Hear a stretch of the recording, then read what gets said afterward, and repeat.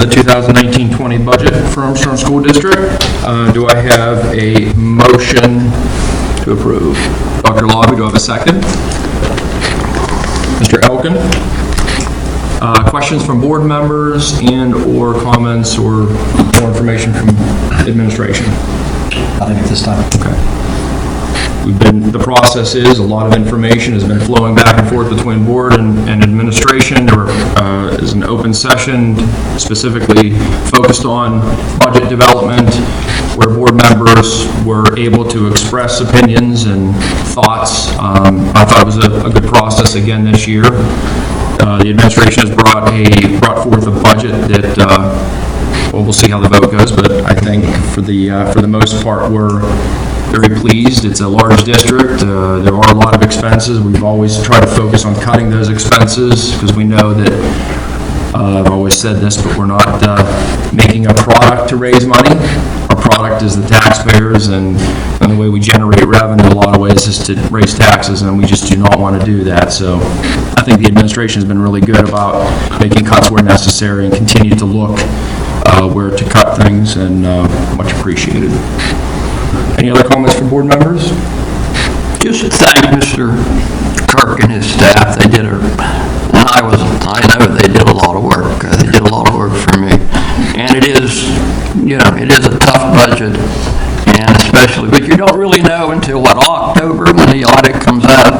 That's when everything really just kind of comes more, and then we'll pat you on the back. So. Yeah, we'll know with the next month or so how we're going to finish the year. We won't know exactly, again, like Mr. Smith said, until October. But it's going to be tight. I mean, I think I told you, this fiscal year we're currently working in, we're at times always working on 3.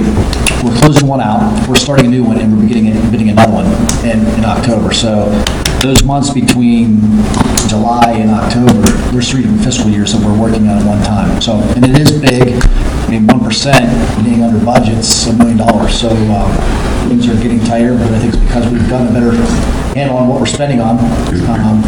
But our staff, though, and our students, our staff and principals are spending the money they're allotted. I mean, in the past, they weren't allowed to. We've gotten a little better financial position. So we're permitting them now. We're not shutting things off as quickly. We're permitting them to buy things and exhaust their budgets. So it's been a good process. Yeah. Well, we can't hurt, I mean, we don't want education to suffer, and you can hold off on textbooks and software only so long, and you have to do what's right for the students and the taxpayers paying that. So yeah, hearing no other comments. I have one. Yeah. Mm-hmm. When do you shut off the purchasing by the school principals? We tell them March, but if it's an emergency or something we still need.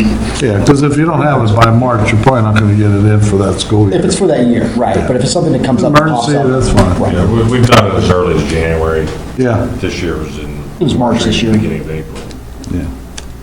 Yeah, generally they should have what they need. You would think so.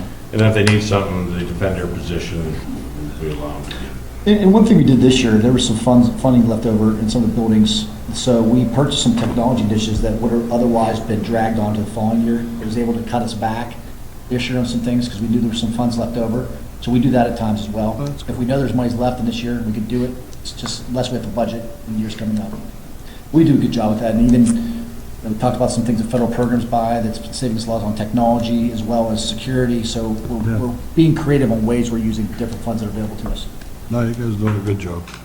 Seems like you're taking advantage of grant situations too. I mean, there's a lot of money out there that can do a lot of good for our district, and it seems like you're being aggressive about that, and that's something. Since we're close to the end of the fiscal year, do you have a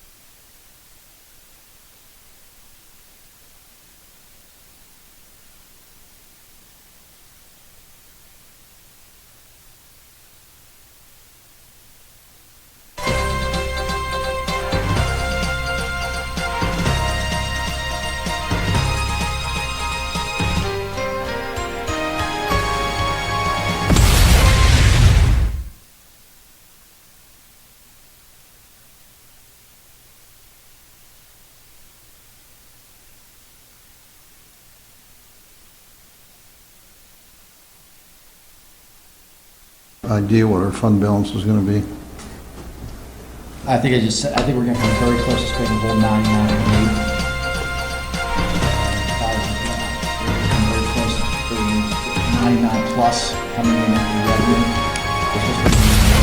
We're $1.5 million short.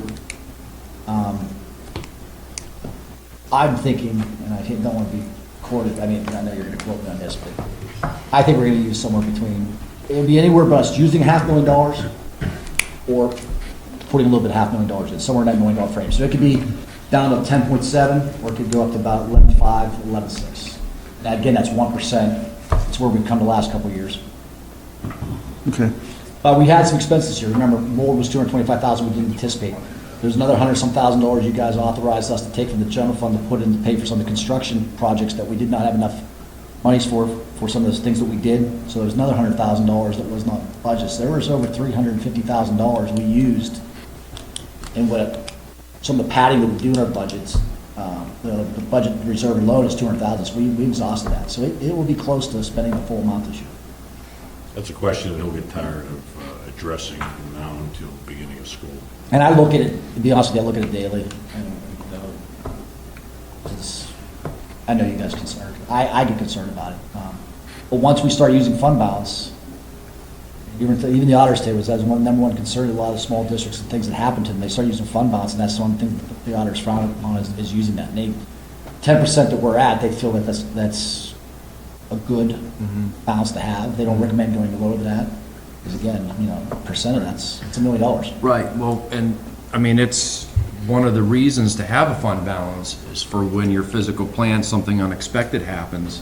And we've reinvested into the facilities all across the district for so long that we're hoping also that investment pays off, that It will generate somewhere between $450,000 and $480,000 in interest income this year, which is almost $1 million of taxes. And the way we're able to do that, because we have money in savings, and we're able to invest that and get those, you know, when I first got here, interest rates were horrendous. We only had $6 million in the bank. We earned $38,000. This year, we're going to be between $450,000 and $480,000, just in interest return, interest return. Again, so we had, I think, $200,000 budget this year. I moved up over $400,000 for next year. But now there's talks that the Fed's going to do reverse on their rates and start lowering things. So when we get some of this money that comes in early with taxes, I might do a little different philosophy and do a little bit more long-term to lock in some of these rates before the Fed decreases things. But as those go down, It'll be advantageous for us for our potential refunding. Yeah. So, Any other comments? And again, I welcome questions. I know